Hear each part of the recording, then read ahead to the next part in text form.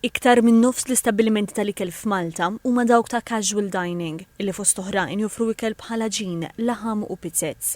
Kważi terz tal-istabbilimenti joffru ikel Mediterranju, segwiti mill-ikel tradizzjonali Malti, barijiet u kafetteriji.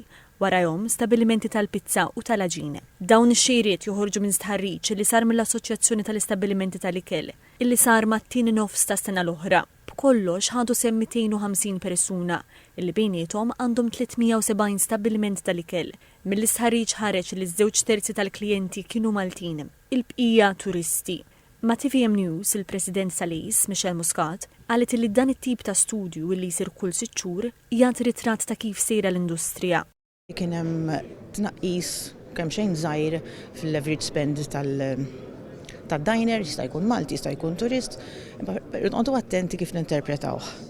Il-fatt huwa li rridu ninterpretaw like with like, jiġifieri jekk aħna ħadna s-survey minn Ġulaj sa December ta' 24, vera nistgħu nikkomparawh mal-istess żmien tas-sena ta' qabel u nistgħu nikkomparawh ma' Jannar sa Ġunju tal-istess sena, però ovvjament hemm is-seasonality. L-istħarriġ tal-IS juri li l-klijenti nefqu medja ta' 22 euro u 74 ċenteżmu kull darba li marru f'istabbiliment tal-ikel. Is-Sinjura Muscat esprimet il-fema dwar x'setgħu kienu l-fatturi li waslu għal tnaqqis marġinali fl-infiq tal-ikel. Jista' jkun għandha x'taqsam inflation, fejn ovvjament il-demand industry għandu inqas spending power.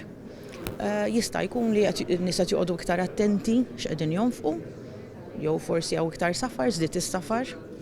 Allura dak li jkun qed ifaddal biex isifer meta jkun Malta jonfoq inqas. Mill-istħarriġ ħareġ ukoll li l-akbar sfidi li jiffaċċjaw is-sidin tal-istabbilimenti hija l-skills pass minħabba fost oħrajn in-nuqqas ta' ħaddiema. Id-Deputat Prim Ministru, Ministru għat-Turiżmu Ian Borg qal li l-industrija tal-catering mhijiex biss settur tan-negozju imma pilastru tal-ekonomija. Għal l-industrija tal-catering li timpjega aktar minn 10,000 ħaddiem hija kontributuri ewlieni tal-prodott gross domestiku ta' Malta filwaqt li tħares u tiċċelebra r-rikkezza tal-wirt kulinari Malti. Dr. Borg qal ukoll li l-innovazzjoni u s-sostenibilità huma essenzjali għal futur tal-industrija.